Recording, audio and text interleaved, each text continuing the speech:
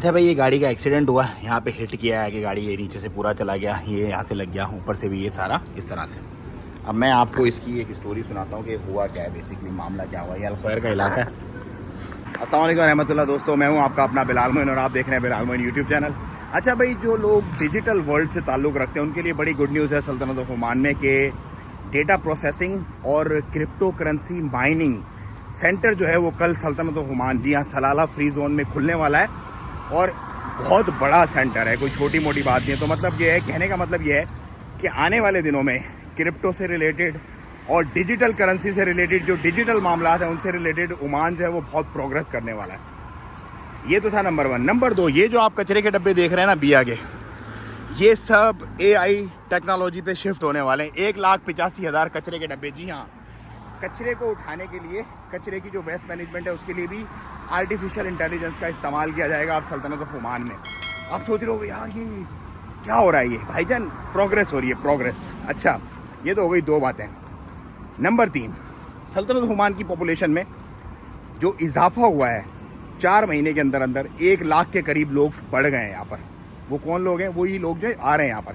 मैं आपको क्या कहता हूँ कि जौक दर जौक लोग यहाँ पर आ रहे हैं, बातें नहीं करते, जो बात होती है वही आपको हकीकत बताते हैं। ये ऑफिशियल, तीनों ऑफिशियल न्यूज़ हैं, ये तीनों ऑफिशियल न्यूज़ जो मैंने आपके साथ शेयर की हैं। अब आपको चौथी बात बताता हूँ कि मैं यहाँ क्यों रहता हूँ, रूल ऑफ लॉ की बात बताता हूँ। ये जिस सड़क पे मैं इस वक्त चल रहा हूँ, वॉक कर रहा हूँ, अल-खैर का इलाका है। और यहाँ से पिछली सड़क पर एक एक्सीडेंट हुआ गाड़ी का एक्सीडेंट कैसे हुआ कि 2 गाड़ियाँ खड़ी हुई थी ऐसे।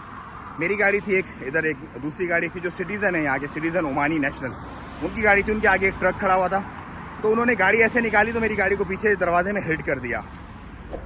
अच्छा, हिट कर दिया तो हिट करने के बाद उन्होंने पुलिस कॉल कर ली। तो यहाँ पे रूल्स है, यहाँ पे कोई फड्डा फसाद झगड़ा वगड़ा कुछ नहीं होता। एक्सीडेंट हो गया, दोनों पार्टी खड़ी हो जाती हैं, पुलिस को कॉल करती है, पुलिस आती है और आगे फैसला कर देती है, जो होता है बात वो कर देती है।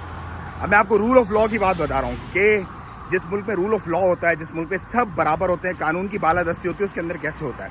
बहुत सारे लोग मुझे सऊदीया की, UAE की बातें बताते हैं कि नहीं यार, वहाँ पे जो है वो एक्सपर्ट्स की कोई कदर नहीं है, वहाँ पे जो मवातिन होते हैं वहाँ के, जो सऊदी है या अमाराती, उन्हीं की बात सुनी जाती है।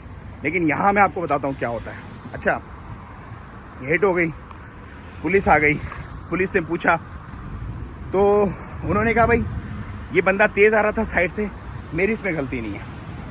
पुलिस ने पूरी बात पूछी, पुलिस को पूरी बात बता दी, भाई हम तो अपनी लाइन में खड़े हुए थे, इस बंदे ने ओवरटेक करने के चक्कर में पिछला 2 हिट किया है।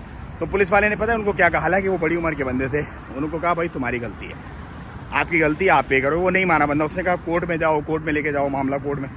उसने कहा बता दिया आपको, बस ठीक है चलो पुलिस स्टेशन चलो। फिर पुलिस स्टेशन ले गए, सबके फ़ोटो वोटो लेके, ID कार्ड के और उसके बता के फ़ोटो लेके मुल्किए के पुलिस स्टेशन चले गए। बॉशर पुलिस स्टेशन लगता है यहाँ पे करीब में। अच्छा, पुलिस स्टेशन पहुँचे हम लोग वहाँ पर, तो फिर वो अंकल भी आ गए। तो मैंने यहाँ पे जब पुलिस स्टेशन का उन्होंने कहा ना, मैंने कहा यार छोड़ो, मैं अपनी गाड़ी खुद बनवा लेता हूँ, रफा दफ़ा करो मामले को, ये शाब है और कहाँ परेशानी होगी, गर्मी का मामला है, आना जाना बड़ी ख्वारी हो जाएगी, छोड़ो।